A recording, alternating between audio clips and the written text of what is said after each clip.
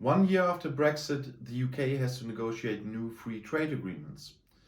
And that's why I want to give you an overview of important international agreements that already exist. Free trade agreements enable close economic cooperation between states. In the international context, the EU acts as a closed party.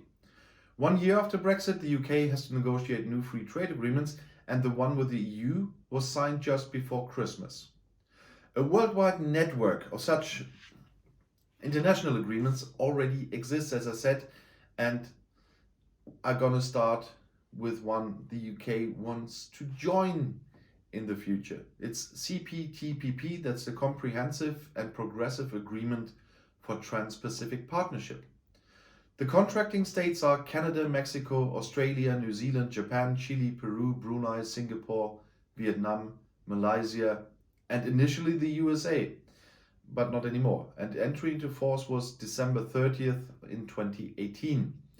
Originally, the Multilateral Free Trade Agreement TPP, the Trans-Pacific Partnership, was supposed to be signed between 12 countries bordering the Pacific in order to reduce tariffs and thus to boost trade in the Pacific region. Immediately after taking office in 2017, the former US President Donald Trump decided to leave the TPP. The 11 remaining states continue to pursue the Trans-Pacific Partnership and negotiated a new treaty text. In the course of this, TPP was renamed CPTPP. Most of the contracting states are now also part of the RCEP, the Regional Comprehensive Economic Partnership, which is in direct competition with the CPTPP.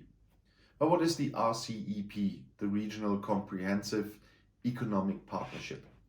The contracting states there are China, Japan, South Korea, Australia, New Zealand, Indonesia, Malaysia, Philippines, Singapore, Thailand, Brunei, Laos, Myanmar, Cambodia, and Vietnam. The agreement was signed on November 15th, 2020. It will only come into force after ratification by all contracting states. The RCEP is one of the economically strongest free trade agreements in the world. 15 contracting parties agreed on tariff dismantling as well as common trade rules, which should facilitate supply chains. It's new, so we will see about how that works. The agreement is likely to strengthen China's influence on world trade and also promote the intra-Asian exchange of goods and services. This is viewed particularly critically in the USA. The European Union is also not one of the contracting parties, of course. However, it has its own bilateral agreements with most of the signatory states. The EU already has some free trade agreements with those RCEP signatory states. A free trade agreement between the EU and South Korea has existed since 2011. In February 2019, an agreement with Japan, one of the EU's most important trading partners, also came into force. An agreement with Singapore followed in November 2019, and an agreement with Vietnam in August 2020. Germany is the largest trading partner for Vietnam within the EU, which is why access to German products on the Vietnamese market is particularly improved by the free trade agreement. Negotiations between the EU and Malaysia and Thailand and India are on hold, while an agreement is being discussed with the Philippines and Indonesia, as well as Australia and New Zealand. And the next one is TTIP, that's the Transatlantic Trade and Investment Partnership. And the contracting states there are the USA and member states of the European Union, but the entry into force is still pending.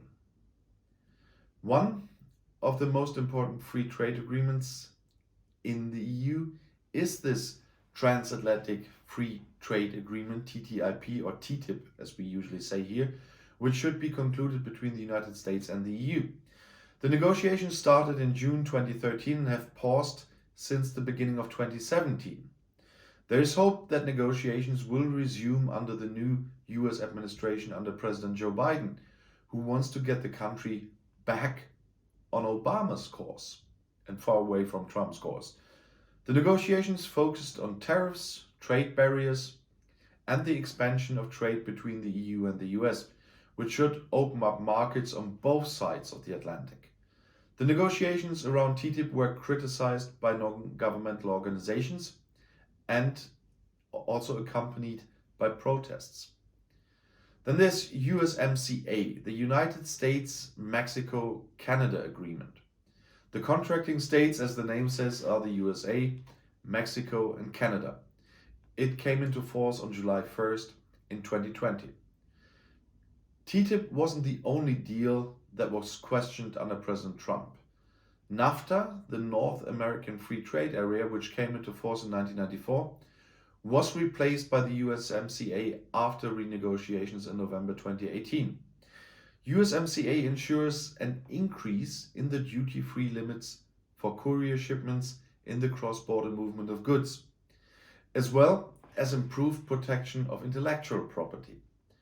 This is to prevent counterfeit products from being imported through controls at customs borders.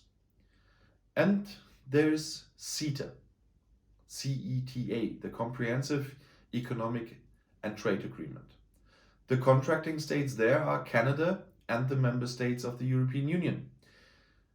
About the entry into force, it's a bit more complicated. The agreement has been in provisional applications since September 21st, 2017, as ratification of all EU member states is still pending. The EU also has an important bilateral economic and trade agreement with Canada here. CETA aims to reduce tariffs between the contracting parties by 99% and improve market access for goods and services. Then there's the AFCFTA, the African Continental Free Trade Agreement. The contracting states are 54 African states of the African Union. It entered into force on January 1st, 2020.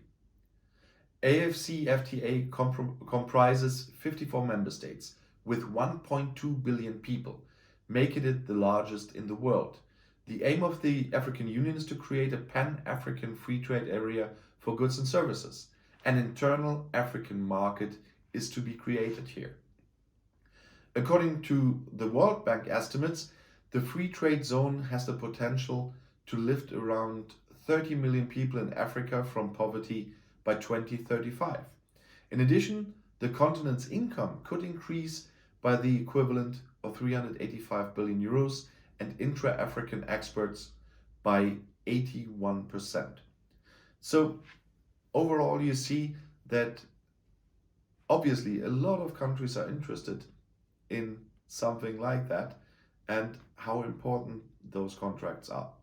And we will see what happens in the future. There's a lot pending. There are a lot of negotiations going on many sides, and I'm quite sure there's more to come. And if you want to stay informed, please subscribe to my channel and my other channels. I'll see you in my next video. Auf Wiedersehen.